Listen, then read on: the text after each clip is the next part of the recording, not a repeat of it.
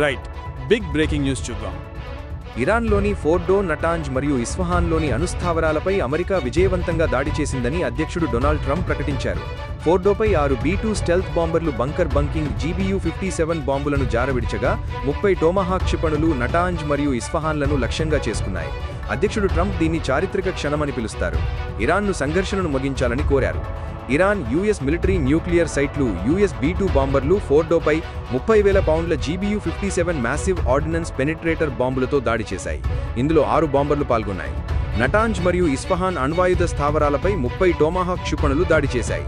June 21, 22, 2025 చుట్టూ ఈ దాడులు జరిగాయి. ట్రంప్ ట్రూత్ సోషల్పై ఆపరేషన్ విజయవంతమైందని ప్రకటించాడు.